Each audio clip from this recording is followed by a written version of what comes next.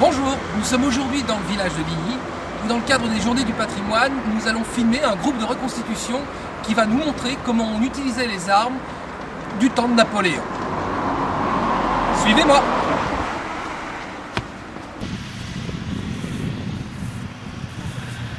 Voilà, donc ici nous allons préparer ces trois soldats afin de pouvoir vous montrer le déploiement et le chargement en 12 temps. Voilà.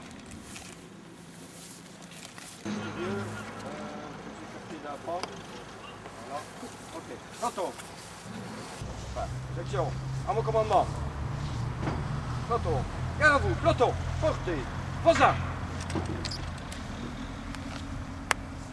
Pour un chargement en 12 temps. Apprêtez. Vos armes. Ouvrez. Vaccinez. Prenez la cartouche. Déchirez la cartouche.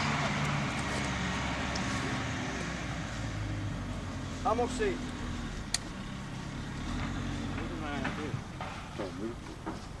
Fermez, vaccinez. L'arme à gauche. Cartouche dans le canon.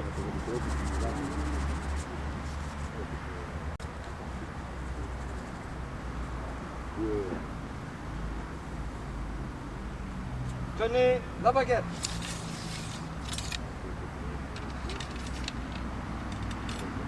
Ouvrez. Retirez la baguette. Remettez la baguette. Portez vos armes.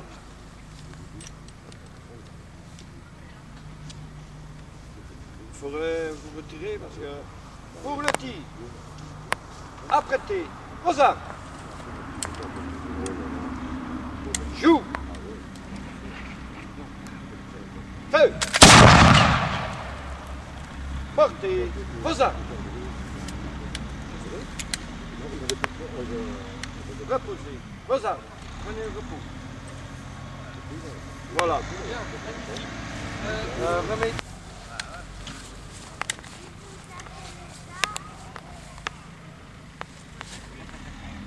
C'est là.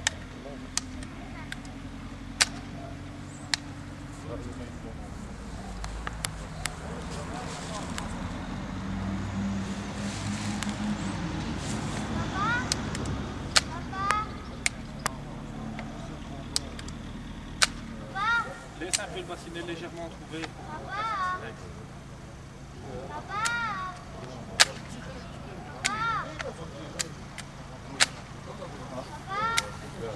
Ouais, ben c'est là que c'est cassé en deux.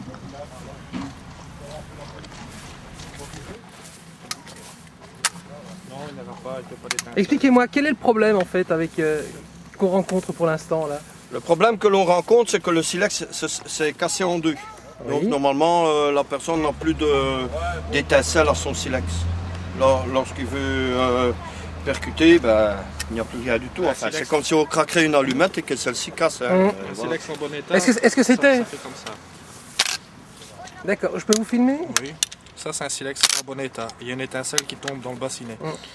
Le bassinet, ici, il y a une lumière dans le canon. La poudre qui est dans le bassinet s'enflamme.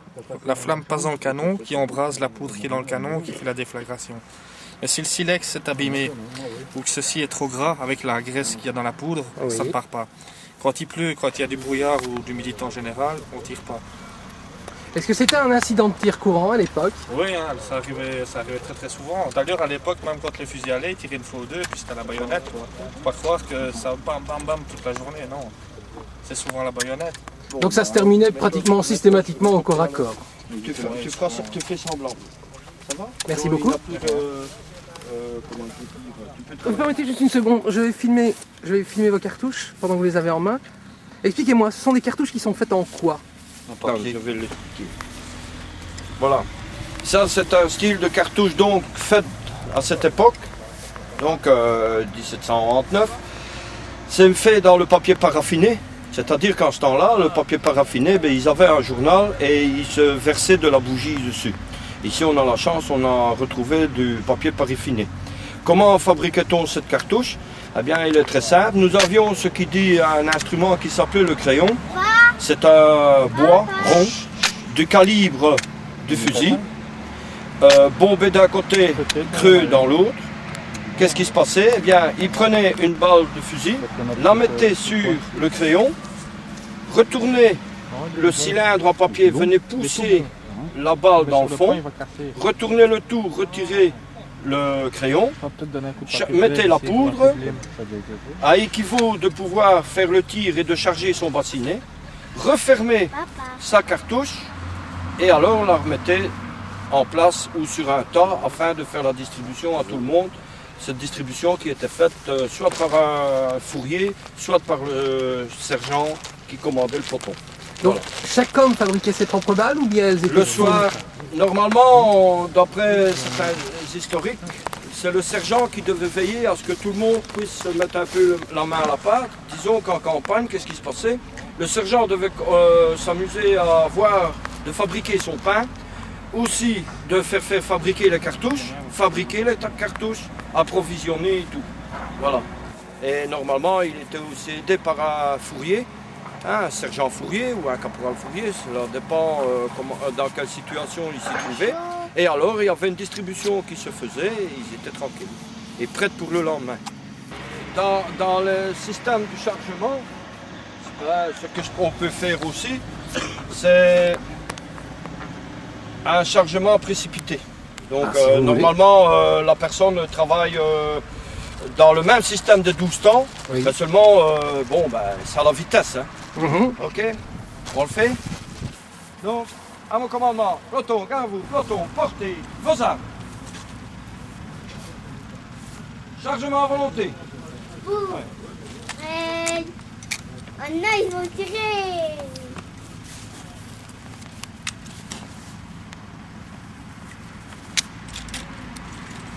Voilà. À mon commandement, apprêtez vos armes.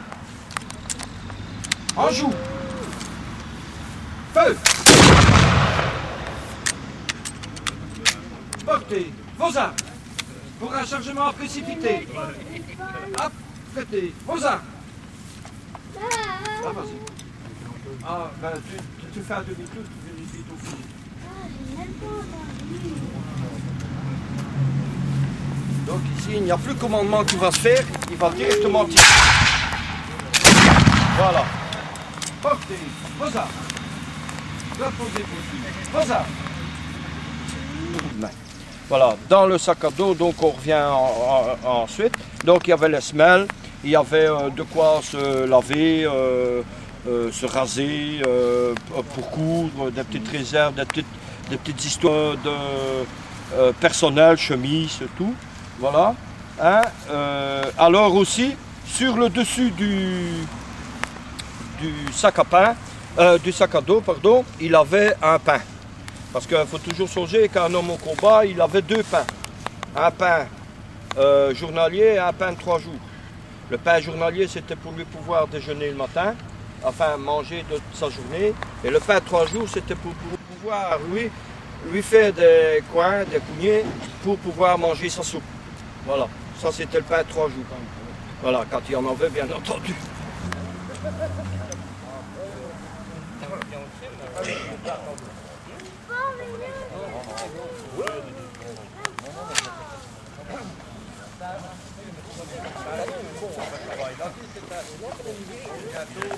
Et tout ce qu'on doit dégager, et à ce moment-là, c'est lui-même qui commandera de... En fait, l'artillerie napoléonienne était divisée en plusieurs parties. Il y avait l'artillerie de campagne, l'artillerie de siège, de place et de corps. Ça, c'est une pièce d'artillerie de campagne de type Gribeauval. Les canons étaient à l'époque de 12, de 8 et de 4 livres. On ne parlait pas de calibre. Les livres donnent le poids du boulet. C'était servi en fonction des calibres par 6 hommes, 8 hommes ou 12 hommes. Ici, une pièce de 4 était servie par 6 hommes et dans les 6 hommes, il y avait toujours 2 2 artilleurs, les autres étaient des servants. Nous ne sommes pas au complet pour représenter la totalité du personnel sur une pièce d'artillerie, mais on va quand même essayer de démontrer chaque poste et d'effectuer un tir pour vous montrer un peu comment ça se présente. Eh bien messieurs, c'est à vous. On va pas faire le commandement. Vas-y. Ouais, tu commandes. En gros, on va enlever l'avant-train. On a la pièce en batterie, hein, dis-le parce que... Allez, on enlever l'avant-train. On va trop loin.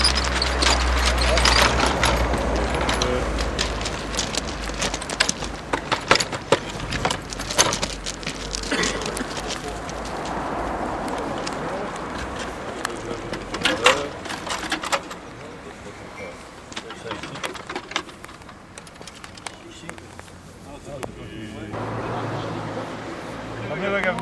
Voilà.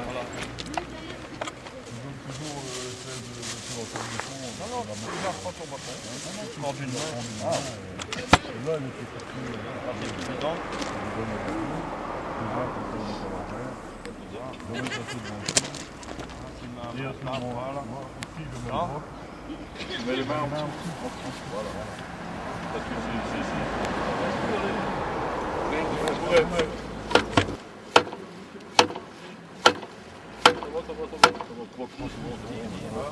Bon.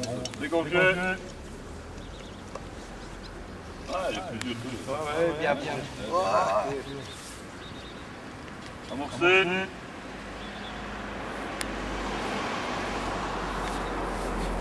Prêt pour le feu. Feu.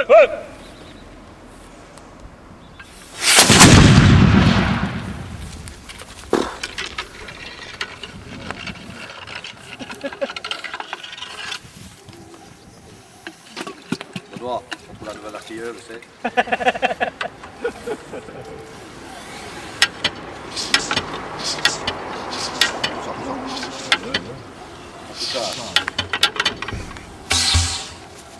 Enfin, normalement, nous, on pratique ça sur ce tableau, mais beaucoup de t'as la légèreté de la pièce qui Ça arrive surtout. Amenez la gargouille.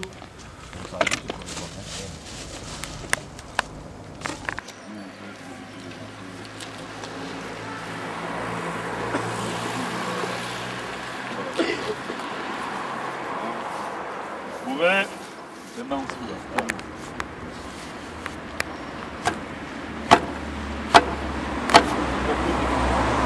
Décongé. Bon, en principe, nous on ne le fait pas, mais on remettait en position de tir la pièce, en élévation et en direction, moyen de levier de manœuvre qui se trouvait là, et avec la vis sans fin qui se trouve ici, on repositionnait la pièce et éventuellement viser l'objectif. Nous on ne le fait pas parce qu'on tire l'avion et il n'y a pas d'ennemi en face. Prêt. Prêt.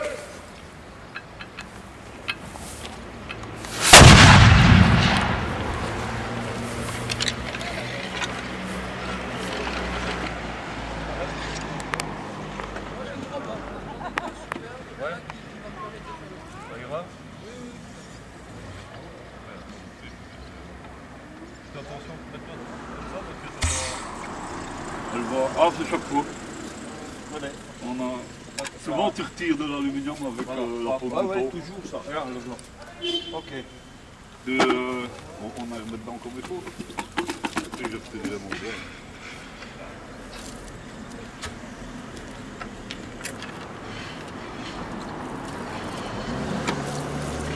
Ah, c'était obligé de préciser.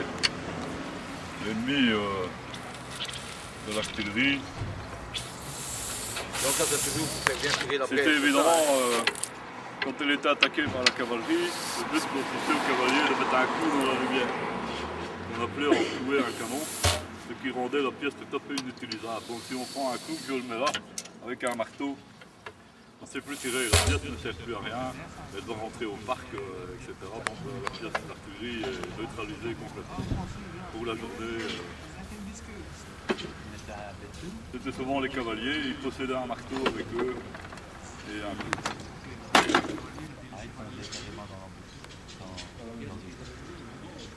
qu'une pièce d'artillerie. Le but,